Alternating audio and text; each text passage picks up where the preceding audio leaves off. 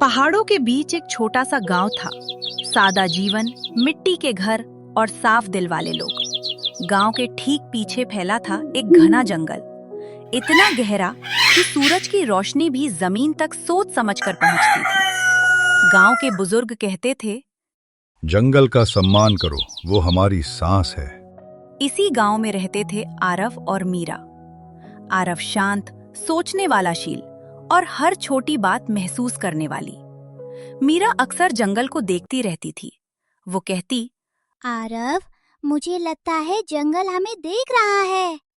आरव मुस्कुरा देता, शायद वो हमसे कुछ कहना चाहता हो। कुछ समय बाद गांव में अजीब बदलाव दिखने लगे। नदी का पानी धीरे धीरे कम होने लगा। पेड़ों की पत्तियां पीली पड़ने लगी। जानवर जंगल छोड़कर गांव की ओर आने लगे। लोग परेशान हो गए। एक रात मीरा ने सपना देखा। उसने देखा एक बहुत पुराना पेड़ उससे कह रहा है, हमें दर्द हो रहा है, हमें बचा लो। मीरा डरकर उठ गई। उसका दिल जोर जोर से धड़क रहा था। सुबह होते ही वो आरव के पास गई और सब कुछ बता दिया। आरव कुछ देर चुप रहा, फिर बोला, अगर जंगल हमें बुला रहा है तो हमें जाना चाहिए। दोनों चुपचाप जंगल की ओर निकल पड़े। जैसे जैसे वे अंदर गए, हवा ठंडी होती गई।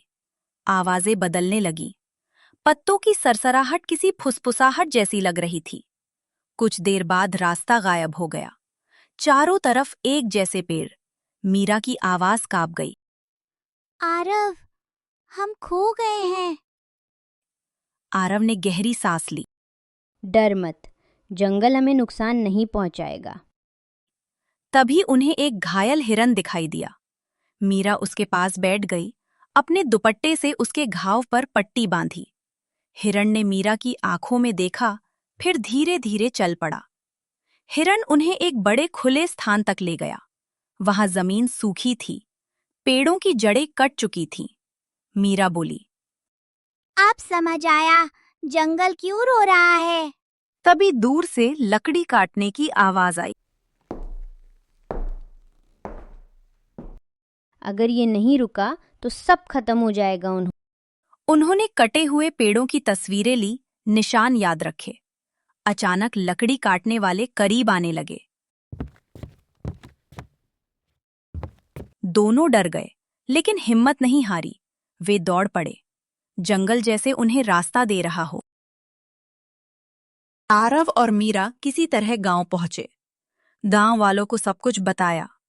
शुरू में किसी ने भरोसा नहीं किया, लेकिन जब सबूत सामने आए तो सब चुप हो गए। बुजुर्ग बोले, हमने जंगल को हल्के में ले लिया था। गांव वालों ने मिलकर लकड़ी काटने वालों को रोका। नए पौधे लगाए गए, नदी को साफ किया गया। धीरे धीरे जंगल फिर से सांस लेने लगा। कुछ महीनों बाद नदी फिर बहने लगी। पेड़ों में हरियाली लौट आई। आरव और मीरा जंगल के किनारे खड़े थे।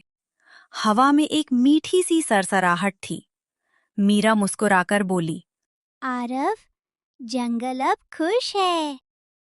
आरव ने कहा, क्योंकि किसी ने उसकी आवाज सुनी। दोस्तों, जंगल बोलता नहीं, लेकिन वह सब महसूस करता है। जो उसकी सुनता है, वही भविष्य बचाता है। प्रकृति हमारी जरूरत नहीं, हम प्रकृति की जरूरत हैं। साहस और संवेदना उम्र नहीं देखते। अगर हम आज नहीं समझे, तो कल बहुत देर हो जाएगी। अगर आपको यह कहानी पसंद आई हो, तो इसे लाइक करें, चैनल को सब्सक्राइब करें और शेयर जरूर करें।